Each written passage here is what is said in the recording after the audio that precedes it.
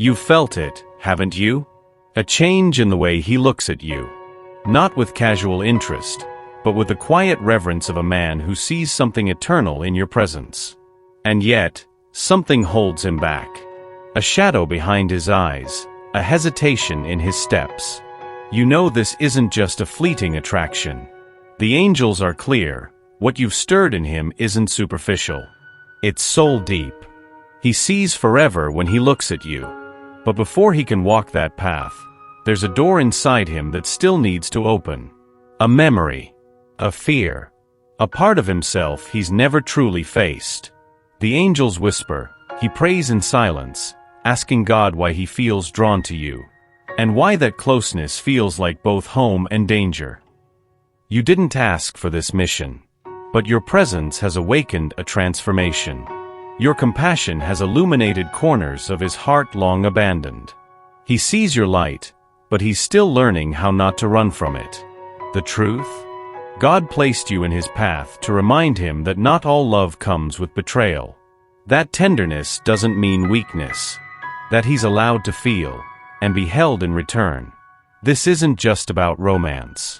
This is about healing deep-rooted grief. And that begins with you simply being, unapologetically, radiantly you. For I know the plans I have for you, declares the Lord. Plans to prosper you and not to harm you. Plans to give you a future and a hope. Jeremiah 29 verse 11. He doesn't mean to push you away. But some days, the ache inside him is louder than your love. And the truth is, he was taught to hide that ache. The angels say, he's built walls not to keep you out, but to prevent his own pain from spilling over. He has lived long in a quiet war, between wanting to be seen and fearing that if he is, you'll leave. Not because of who you are, but because of what he believes he is not. There are ghosts behind his smiles, old betrayals that taught him to equate love with loss. So when your warmth gets too close, he instinctively shields himself. Not because he doesn't feel, but because he feels too much. Your tenderness reminds him of every moment he was left waiting. Your presence triggers memories that have no words. And though he may not say it, your love is the only thing soft enough to reach what's still hurting. Don't take his distance as rejection. It's not about you. It's about everything in him that still hasn't healed. And the angels are working with him, gently, persistently, to help him see that not all intimacy leads to abandonment. That love can be safe. That you are not the wound. You are the remedy. Keep your heart open. You're not just facing his silence. You're walking through a storm he never learned how to name. There is something sacred in the way you've stayed. Even when he pulls away. Even when the silence stretches too long. But the angels are gently reminding you, your light is not meant to burn out for someone else's awakening. Yes, you were sent to help him heal, but not at the cost of your own spirit.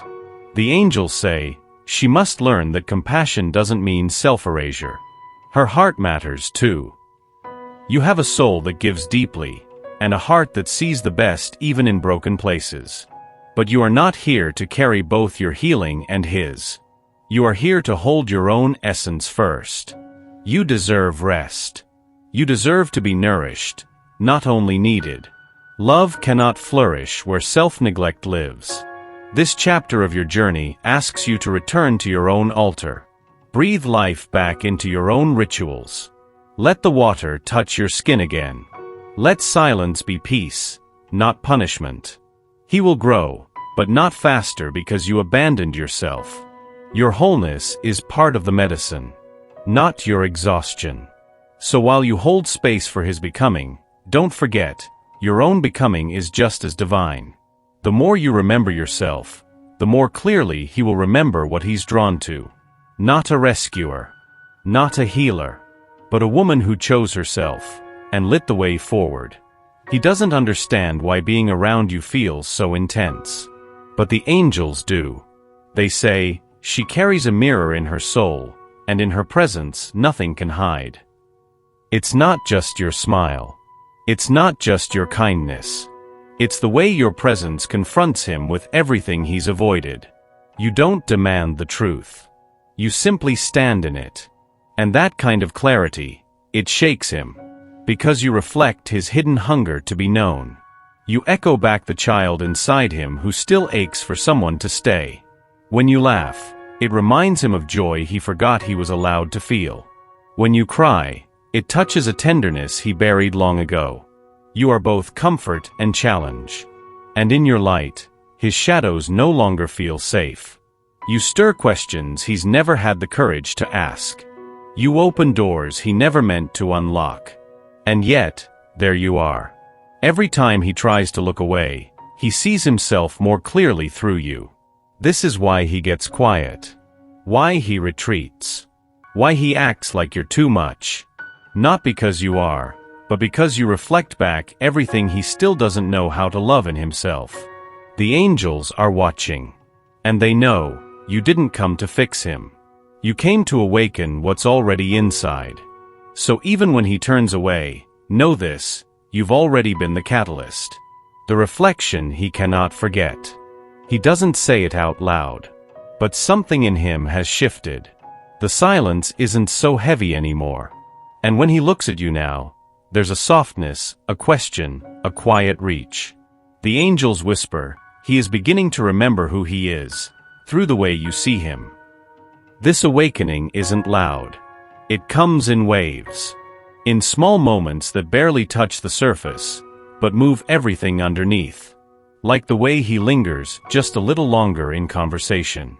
The messages that come without reason. The almost confession in his voice when he says your name. This is what the beginning looks like. Not fireworks, but presence. He's starting to see the beauty in vulnerability. And it scares him. Because he's spent years numbing this very thing. Convincing himself that love is too dangerous, too fragile, too uncertain. But your steadiness is undoing that story.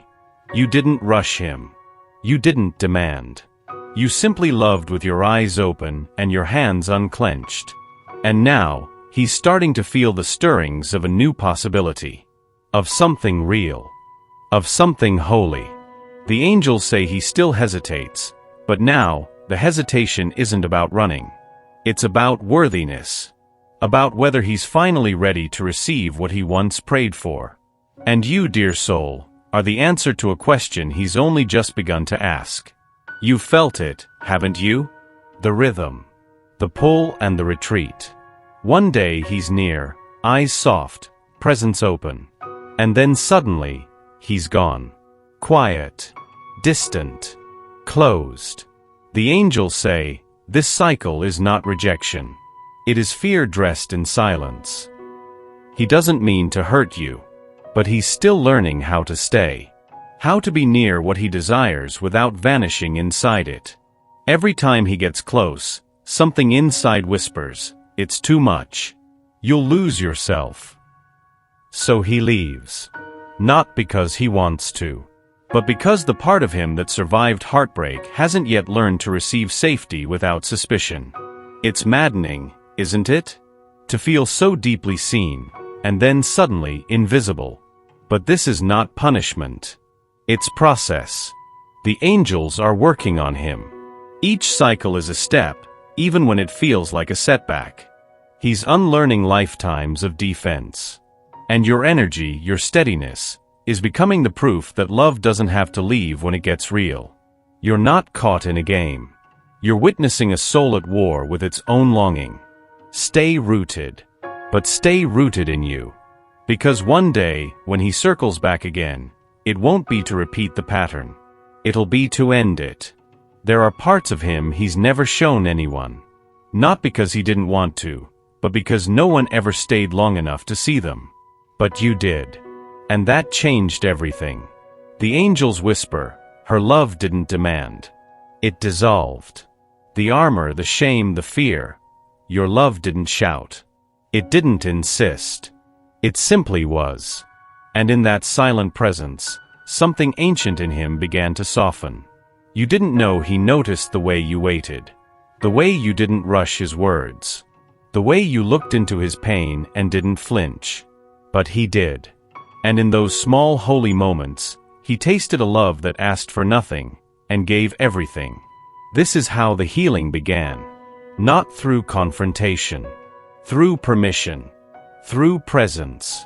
Your energy entered the places even he couldn't name. Places bruised by abandonment, darkened by disappointment. You didn't fix him. You never tried. But you believed in the version of him he forgot he could still become. And that belief, that quiet, unwavering belief, became the medicine. He still won't say the words. Not yet. But he feels it. And it's changing him. You are not just love to him. You are safety. You are truth. You are home. And the healing you gave him without knowing is now the light he follows back to himself. There is a time for action. And a time for stillness. The angels speak now with solemn clarity. Do not rush what heaven is still shaping. The hands of the divine are not late. It's tempting to want signs. To ask, when will he come back? When will this unfold? But the sacred doesn't follow human time. It unfolds in alignment. Not urgency. You've done your part. And now the journey rests in unseen hands. Because what is forming between you two, this bond, this alchemy, was never meant to be ordinary. The angels show me the threads of light being woven around your names. They are guiding him, even when he stumbles. Even when he forgets. And they are holding you, even when the silence grows. Even when it hurts. There is a plan. It does not look like what your mind expects. But it is precise in its divinity. This isn't just about reunion. It's about readiness. About soul maturity. About returning to each other not from need, but from truth. And when that moment arrives, it will not feel forced. It will feel inevitable. For we walk by faith, not by sight. 2 Corinthians 5 verse 7. He looks composed. Stable. Like someone who has everything figured out. But the angels whisper something else entirely. He has cried alone for the very thing he's afraid to ask for, closeness. He wants to love. Desperately. But loving you would mean opening a door he's kept locked since childhood. A door behind which every abandonment, every rejection still breathes. And you knock so gently. You wait without pressure. But he still hesitates to turn the handle. Because to let you in is to let light in, and light reveals. He fears what you'll see. Not in you. In him. The broken pieces. The quiet insecurities. The ache of not feeling enough. He's afraid to be held where he's never been seen. And yet, you keep showing up like grace with skin. Your softness is a mirror. Your empathy is a balm. And your presence. It disarms him. But remember, vulnerability is not weakness. It is the beginning of every sacred unfolding. He's learning that with you. Slowly. Painfully. But truly. And the angels say this. Do not mistake his silence for absence. He is inside trembling, not because he doesn't care, but because he does. You are love's invitation. But only he can choose to say yes. Not every love arrives wrapped in clarity. Some come tangled in timing. Bound by lessons. Marked by soul vows whispered before this life began. You feel it, don't you? This connection, it lives beyond the visible. Beyond logic. Beyond definition. And still, it's real. The angels say, she has done all she was called to do. Now it is time to surrender the outcome. Acceptance is not giving up. It is opening your hands and letting God hold what you cannot carry anymore. You've held space. You've held hope. You've held love. And now, you are being asked to hold yourself. To let go of the need for answers and trust the author of your story. Because if this is meant, if his heart is meant to find its way back to yours, nothing will stop it. Not distance. Not doubt. Not time. You were never meant to chase love. You were meant to embody it. To radiate it.